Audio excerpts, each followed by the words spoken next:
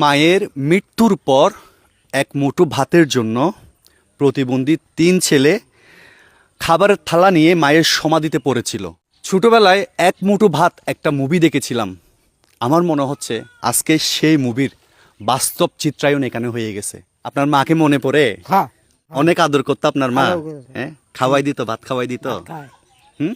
খাওয়াই দিত না? অনেক মিস করেন না মাকে? আসলে এই জগতে মায়ের মতো আপন তো আর কেহ নাই। আমার মা মারা গেছে আজ থেকে আরো বহু বছর আগে, কিন্তু এই ভাইদেরকে দেখে কেন জানি আমার বুকটা ফেটে যাচ্ছে। আমি জানি মায়ের আদর, ভালোবাসা, মহব্বত এগুলা কি জিনিস। কেমন যেন একটা ফিল হচ্ছে গত কয়েকদিন ধরে। সেই সুদূর চট্টগ্রাম থেকে বরিশালের বাউফল উপজেলায় দীর্ঘ প্রায় 18 ঘন্টা জার্নি করে আমি আজকে ওনাদের পাশে দাঁড়িয়েছি। আমাদের ক্ষুদ্র চেষ্টা, আমাদের সামর্থ্য অনুযায়ী আমরা মোটামুটি 1 মাসের বাজার নিয়ে আসছি এখানে। আপনি তো মনে হয় এদিকে আসেন, আপনি মনে হয় ওনাদের বৌদি না? হ্যাঁ। আপনার নামটা? আমার নাম আখিরানি আকিরানি দাস। আকিরানি দাস। আপনার প্রতি আমার একটা অনুরোধ থাকবে বোন, রাখবেন? অবশ্যই। আপনার শাশুড়ি মা তো এখন নাই, তাই না? এই যে 3টা প্রতিবন্ধী ভাই, এই 3জন ভাইকে আপনি নিজের সন্তানের মতো আগলে রাখবেন, এটা আমার অনুরোধ। অবশ্যই। আর কখনো হয়তোবা আমি চট্টগ্রাম থেকে এখানে আসার সৌভাগ্য হবে কিনা আমি জানি না, বাট আমি হয়তোবা আজকে চলে যাব, আর কখনো নাও আসতে পারি। বাট আপনার কাছে আমার অনুরোধ, এই যে 3জন ভাই, এগুলাকে আপনার নিজের সন্তানের মতো করে রাখবেন। কথা দেন আমাকে? অবশ্যই, আমি আপনাকে কথা দিলাম ভাই। ভাই কথা দেন? হ্যাঁ, রাখবেন? আমার কথা রাখবেন? এগুলাকে আপনার ভাই মনে করবেন না, নিজের সন্তান মনে করবেন।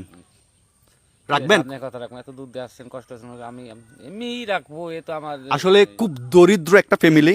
আমি এখানে আসার পরে ওনাদের ঘরে অনেকক্ষণ বসছি, এই নুন আনতে পান্তা ফুরায় এরকম একটা অবস্থা।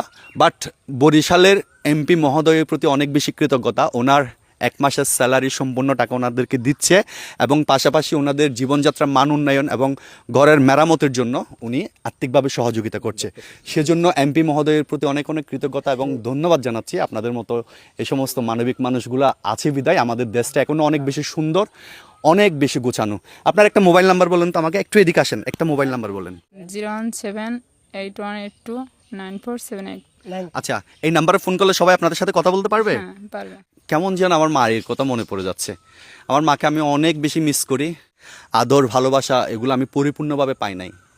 আমার ইনকামের একটা অর্থ আমি আমার মাকে খাওয়াইতে পারি না, এটা আমার অনেক বড় একটা কষ্ট আমার মনে।